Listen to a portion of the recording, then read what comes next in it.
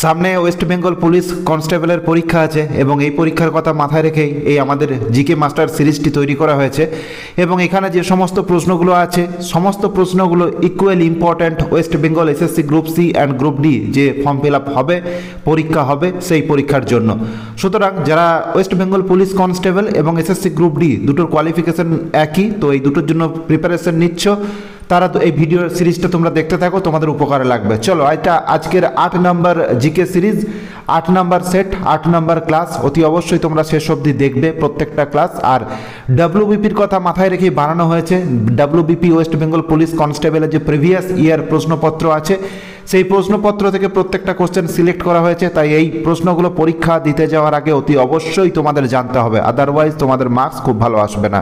এই প্রশ্নগুলো মাস্ট জানতে হবে। তাহলে আমরা প্রথমেই দেখে নিই নিচের কোনটি কম্পিউটার প্রোগ্রামিংয়ের ভাষা নয়।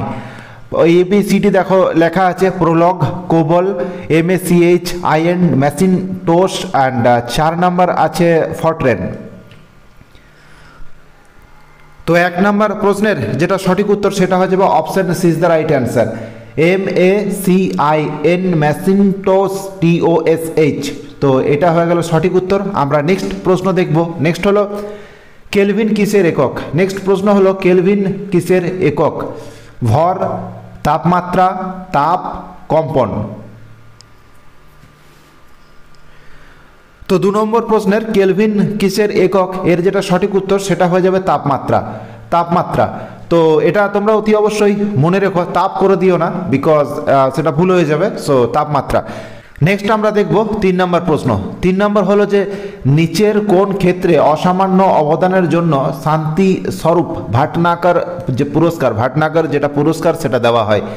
সাহিত্য, বিজ্ঞান ও প্রযুক্তি, পরিবেশ সচেতনতা, জল সংরক্ষণ। তো 3 নম্বর প্রশ্নের যেটা সঠিক উত্তর সেটা হয়ে যাবে অপশন বি, বিজ্ঞান ও প্রযুক্তি, সায়েন্স অ্যান্ড টেকনোলজি।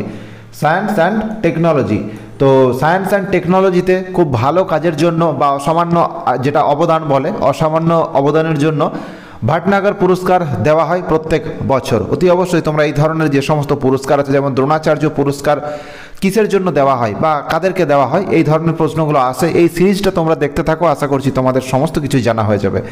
আমরা নেক্সট দেখব কোশ্চেন নাম্বার 4। 4 নম্বর প্রশ্ন হলো নিচের কোনটি খারিফ শস্য? গম, আলু, শসা, পাট।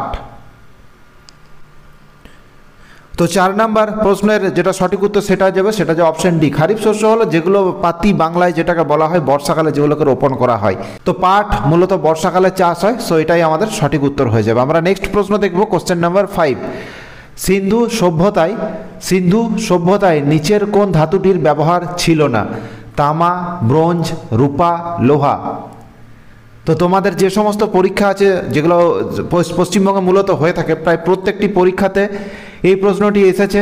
এসএসসি তোমরা সিজিএল থেকে শুরু করে তোমরা ওয়েস্ট বেঙ্গল পুলিশ কনস্টেবল অবধি চলে আসো, যেখানেই দেখবে সেখানে এই প্রশ্নটা কোনো না কোনোবার অতি অবশ্যই এসেছে। সো ইম্পর্টেন্ট প্রশ্ন। সো 5 নম্বর প্রশ্নের যেটা সঠিক উত্তর হয়ে যাবে সেটা হলো আয়রন, অর্থাৎ লোহা। Option D is the right answer. লোহার ব্যবহার জানতো না সেই সময়, এখন অবধি প্রমাণ পাওয়া যায়নি। আমরা নেক্সট প্রশ্ন দেখব কোশ্চেন নাম্বার 6। ভারতীয় সংবিধানে কোন সংশোধনীর মাধ্যমে ভোটাধিকারের বয়স 21 বছর থেকে কমিয়ে 18 বছর করা হয়েছে? তো মূলত তোমাদের জানা প্রয়োজন, এক সময় ভোট দেওয়ার জন্য 21 বছর বয়সের প্রয়োজন ছিল, কিন্তু তারপর সংশোধন করা হয়েছিল, অ্যামেন্ডমেন্ট করা হয়েছিল, 21 বছর থেকে কমিয়ে সেটাকে 18 বছরে এনে দেওয়া হয়েছে। তো এটা কত নম্বর যেটা সংশোধনী বা অ্যামেন্ডমেন্ট সেটা জানতে চাওয়া হয়েছে? 42তম, 44তম, 61তম, 73তম। তো 6 নম্বর প্রশ্নের যেটা সঠিক উত্তর সেটা হয়ে যাবে 61তম, 61। সো অপশন সি হয়ে যাবে এখানে সঠিক উত্তর। আমরা নেক্সট প্রশ্ন দেখব। নেক্সট প্রশ্ন হলো কোশ্চেন নাম্বার 7। নিম্নের আন্দোলনগুলি ঘটনাক্রমে এখানে সাজাতে বলা হয়েছে, ঘটনাক্রমে সাজান। 1 নম্বর অপশন আছে স্বদেশী আন্দোলন, 2 নম্বরে আছে খিলাফত আন্দোলন, 3 নম্বরে আছে হোমরুল মুভমেন্ট বা হোমরুল আন্দোলন এবং 4 নম্বরে আছে আইন অমান্য আন্দোলন। তো এগুলোকে তোমরা একটু ভেবে নাও। তো এগুলোকে এইভাবে প্রশ্ন হয় অনেক সময়, রিজনিংয়ে তো তোমাদের দেখেছো এই ধরনের প্রশ্ন হয়ে থাকে। তো এখানে দেখো যেটা প্রথম থেকে আমি তোমাদের দেখাচ্ছি, যেটা স্বদেশী আন্দোলন। স্বদেশী আন্দোলন কোন সময় হয়েছিল? মূলত 1905 সালে এটা হয়েছিল, অ্যারাউন্ড 1905 সালে স্বদেশী যে আন্দোলন হয়েছিল। তারপর হোম রুল যদি আমরা আন্দোলনেরটা দেখি, হোম রুল আন্দোলন কোন সময় হয়েছিল, সেটা শুরু কোন সময় হয়েছিল, সেটা হয়েছিল 1916। তো তোমরা আশা করছি বুঝতে পারছো যে এই ধরনের প্রশ্নগুলো সলভ করার জন্য তোমাদের প্রত্যেকটা মুভমেন্ট বা অর্থাৎ ইতিহাসের যে সমস্ত ঘটনাগুলো সেগুলো তোমাদের খুব ভালোভাবে আইডিয়া রাখতে হবে। কোন সময় হয়েছিল ভারত ছাড়ো, ক্রিপস মিশন, বিভিন্ন ধরনের যে মাউন্ট ব্যাটেন প্ল্যান আছে কোন সময় হয়েছিল, এগুলো তোমাদের জানতে হবে। নেক্সট হলো যে খেলাফত মুভমেন্ট যেটা আছে, খেলাফত মুভমেন্ট কত সালে হয়েছিল, কোন সময় হয়েছিল? খেলাফত মুভমেন্ট হয়েছিল তোমাদের সেই সময় ছিল 1919 সালে। আইন যেটা জালিয়ানওয়ালাবাগের হত্যাকাণ্ড হয়েছিল সেই সময় 1919 সালে। আর আইন অমান্য আন্দোলন আশা করছি তোমরা সবাই জানো 1930। তো এরপর আর কোনো এখানে ডাউট নেই, আশা করছি তোমরা বুঝতে পেরেছো। তো এটা 7 নম্বর অপশান, তোমরা যদি এগুলোকে সাজিয়ে নাও তাহলে অপশান বি এর সঠিক উত্তর হয়ে যাবে। প্রথম হয়েছিল 1 অর্থাৎ স্বদেশী আন্দোলন 1905 সালে, দ্বিতীয় পজিশনে আছে 3 অর্থাৎ হোম রুল মুভমেন্ট 1916 সালে, তারপর আছে 2 অর্থাৎ খিলাফত মুভমেন্ট 1919 সালে, এবং তারপর হয়েছিল 1930 সালে যেটা আইন অমান্য আন্দোলন। আমরা নেক্সট দেখব কোশ্চেন নাম্বার 8, দার্শনিকের উল কাকে বলা হয়? Zinc oxide, zinc chloride, zinc nitrate, zinc bromide. তো 8 নম্বর প্রশ্নের যেটা সঠিক উত্তর হয়ে যাবে, এটা বিভিন্ন পরীক্ষাতে এসেছে আদারদের, মানে এখানে আমি যদি ওয়েস্ট বেঙ্গল পুলিশ কনস্টেবলকে বাদও দিই তাছাড়া অনেক পরীক্ষাতে এসেছে। তো এখানে মূলত জিঙ্ক অক্সাইডকে বলা হয় দার্শনিকের উল। তো এই প্রসঙ্গে জিঙ্ক অক্সাইড এটার কেমিক্যাল ফর্মুলাও তোমাদের জানা উচিত, সেটা হলো ZnO, এটা হলো জিঙ্ক অক্সাইড। তো আমরা নেক্সট দেখব কোশ্চেন নাম্বার 9 নম্বর প্রশ্ন হলো আগা খান কাপ কোন খেলার সাথে যুক্ত? Polo, cricket, hockey, badminton. তো 9 নম্বর প্রশ্নের যেটা সঠিক উত্তর সেটা হয়ে যাবে option C is the right answer, অর্থাৎ হকি। আগা খান কাপ হকির সাথে যুক্ত, খুবই গুরুত্বপূর্ণ। এবং এখান থেকে প্রশ্ন হয় আগা খান কাপ কোন সালে কে জিতেছে, এখান থেকেও প্রশ্ন হয়। সেই টপিকটা একটু তোমরা দেখে নিও। আমরা নেক্সট প্রশ্ন দেখব question number 10, Freedom Behind Bars একটা বইয়ের নাম, ফ্রিডম বিহাইন্ড বার্স, এইটি কার লেখা? অপশান এতে আছে কিরণ বেদি, অপশান বিতে আছে নেলসন ম্যান্ডেলা, অপশান সিতে আছে ঋষি অরবিন্দ ঘোষ, এবং অপশান ডিতে আছে শেখ আবদুল্লাহ। তো 10 নম্বর প্রশ্নের যেটা সঠিক উত্তর সেটা হয়ে যাবে অপশান এ, কিরণ বেদি এই বইটা লিখেছেন। তো কিরণ বেদি সম্পর্কে আরও তোমাদের জানা উচিত, আরও যে সমস্ত বইগুলো লেখা হয়েছে তাদের যদি তোমাদের নাম জানা থাকে অতি অবশ্যই কমেন্ট সেকশনে একটা বইয়ের নাম তোমরা লিখে জানিও। আমরা নেক্সট দেখব, নেক্সট প্রশ্ন হলো পৃথিবীর 11 নম্বর প্রশ্ন হলো পৃথিবীর উচ্চতম মালভূমি নিচের কোনটি? ছোটনাগপুর মালভূমি, তিব্বত মালভূমি, আনাতোলিয়া মালভূমি, পামির মালভূমি। এটা পামের না, পামির মালভূমি। তো এর যেটা সঠিক উত্তর সেটা হয়ে যাবে অপশান বি, তিব্বতের মালভূমি, তিব্বত মালভূমি। এটাকে পৃথিবীর ছাদও বলা হয়, সেটা তোমরা সবাই জানো। পৃথিবীর উচ্চতম মালভূমির নাম হলো তিব্বতের মালভূমি। আমরা নেক্সট প্রশ্ন দেখব কোশ্চেন নাম্বার 12, নালন্দা বিশ্ববিদ্যালয় কার রাজত্বকালে তৈরি হয়েছিল? খুবই গুরুত্বপূর্ণ প্রশ্ন, তোমরা যে কোনো পরীক্ষা দিতে যাও, ওয়েস্ট বেঙ্গল পুলিশ কনস্টেবলের পরীক্ষাতে তো এটা এসেইছে, এছাড়া আরও যে সমস্ত পরীক্ষাগুলো আছে সব জায়গাতে ইম্পর্ট্যান্ট। অপশানগুলো আছে প্রথম চন্দ্রগুপ্ত, অপশান বিতে আছে প্রথম কুমারগুপ্ত, অপশান সিতে আছে সমুদ্রগুপ্ত, অপশান ডিতে আছে স্কন্দগুপ্ত।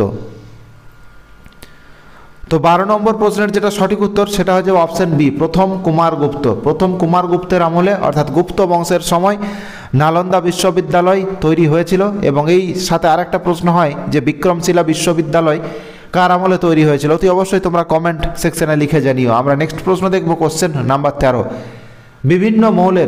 বিভিন্ন মৌলের পরমাণুর নিউট্রন সংখ্যা 1 কিন্তু প্রোটন সংখ্যা ভিন্ন, তাদেরকে কি বলা হয়? Isotope, isotone, isobar, isomer.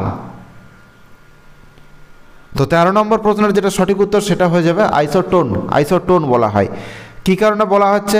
এখানে দেখো, এখানে যে পরমাণু বিভিন্ন মৌলের অর্থাৎ আলাদা আলাদা যেগুলো পরমাণুর নিউট্রন সংখ্যা 1 কিন্তু প্রোটন সংখ্যা আলাদা, তাদেরকে বলা হয় আইসোটোন। অতি অবশ্যই তোমরা মনে রেখো। নেক্সট প্রশ্ন দেখবো কোশ্চেন নাম্বার 14, সূর্যের শক্তির প্রধান উৎস কী? হাইড্রোজেন এবং নাইট্রোজেন, হিলিয়াম এবং ক্লোরিন, হাইড্রোজেন এবং হিলিয়াম, নাইট্রোজেন এবং ক্লোরিন। তো 14 নম্বর প্রশ্ন খুবই গুরুত্বপূর্ণ প্রশ্ন, এর যেটা সঠিক উত্তর সেটা হয়ে যাবে হাইড্রোজেন এবং হিলিয়াম। হাইড্রোজেন এবং হিলিয়াম এই দুটো হলো সূর্যের মেন কম্পোনেন্ট। তো এই প্রসঙ্গে অনেক সময় প্রশ্ন হয়ে থাকে যে হাইড্রোজেন এবং হিলিয়াম এই দুটো তো থাকে, এই নিয়ে কোনো ডাউট নেই, তো কোনটা সবথেকে বেশি পরিমাণে থাকে সেটা তোমাদের জানাতে হবে। সেটা অনেক সময় জিজ্ঞেস করেছে এবং যে সামনে যে পরীক্ষাগুলো আছে সেখানেও জিজ্ঞেস করতে পারে, খুবই গুরুত্বপূর্ণ প্রশ্ন। তো এখানে সবথেকে বেশি যেটা থাকে সেটা হলো যে হাইড্রোজেন, সবথেকে বেশি পরিমাণে থাকে হাইড্রোজেন। তো হাইড্রোজেন কত থাকে? রাফলি 71%, 71%-এর কাছাকাছি থাকে হাইড্রোজেন, এবং হিলিয়াম থাকে অ্যারাউন্ড 27%। বাকি অন্যান্য যে মাইনর যে গ্যাসগুলো থাকে, অতি অবশ্যই মনে রেখো। আমরা নেক্সট প্রশ্ন দেখব, কোশ্চেন নাম্বার 15 নম্বর প্রশ্ন হলো জার্মান সিলভার তৈরি করতে নিচের কোন উপাদানগুলির প্রয়োজন? তামা, দস্তা এবং নিকেল, তামা, টিন এবং লোহা, তামা, সীসা এবং নিকেল, তামা, টিন এবং সীসা। তো 15 নম্বর প্রশ্নের যেটা সঠিক উত্তর সেটা হয়ে যাবে অপশন এ। 15 নম্বর প্রশ্নের যেটা সঠিক উত্তর সেটা হয়ে যাবে অপশন এ, কারণ এখানে তামা থাকে, দস্তা থাকে, এখানে তামা থাকবে, তামার সাথে নিকেল থাকবে, আর নিকেলের সাথে থাকে জিঙ্ক। এই তিনটি মিলে তৈরি হয়। এখানে নেতাজি তোমরা মনে রেখো, নিকেল, তামা আর জি মানে জিঙ্ক। সো ইম্পর্ট্যান্ট প্রশ্ন, অতি অবশ্যই তোমরা মনে রেখো। আমরা নেক্সট প্রশ্ন দেখব, কোশ্চেন নাম্বার 16। অ্যাসিড বৃষ্টির জন্য নিচের কোন গ্যাসগুলি দায়ী? SO2, NO2, SO2, CO2, NO2, CO2, NO2 আর ক্লোরিন। অ্যাসিড বৃষ্টি তার মানে হচ্ছে অ্যাসিড রেন। আর এখানে 16 নম্বর প্রশ্নের যেটা সঠিক উত্তর সেটা হয়ে যাবে অপশন এ, অর্থাৎ SO2, সালফারের যে সমস্ত অক্সাইড আছে এবং NO2 এই দুটো হচ্ছে মেন কম্পোনেন্ট। এরা বিভিন্ন অ্যাসিড বৃষ্টির জন্য দায়ী, এবং এর সবথেকে সাইড ইফেক্ট হয় যেটা তাজমহল আছে সেখানে বায়ু দূষণের কারণে সেখানে অ্যাসিড রেন হয়। সেখানে এয়ার যে কোয়ালিটি ইন্ডেক্স খুব খারাপ। তো সেখানে যেটা তাজমহলের যে সমস্ত মার্বেল পাথরগুলো আছে সেই পাথরের সাথে বিক্রিয়া করে তার যে উজ্জ্বলতা বা যে শাইনি যে দিকটা থাকে সেটা নষ্ট করে দেয়। এই জন্য সেই জায়গাতে রিপেয়ারিংয়ের প্রয়োজন হয় মাঝে মধ্যে। তো আমরা নেক্সট দেখব, কোশ্চেন নাম্বার 17। ভারতের ম্যানচেস্টার কাকে বলা হয়? ভারতের ম্যানচেস্টার কাকে বলা হয়? অপশন এতে আছে আহমেদাবাদ, অপশন বিতে আছে নাগপুর, অপশন সিতে আছে ভদোদরা, অপশন ডিতে আছে ইন্দোর। তো আশা করছি এই প্রশ্নটার উত্তর তোমরা সবাই জানো। 17 নম্বর প্রশ্নের যেটা সঠিক উত্তর সেটা হয়ে যাবে আহমেদাবাদ।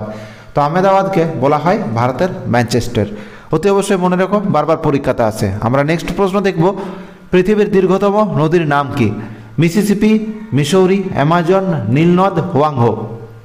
পৃথিবীর দীর্ঘতম নদীর নাম।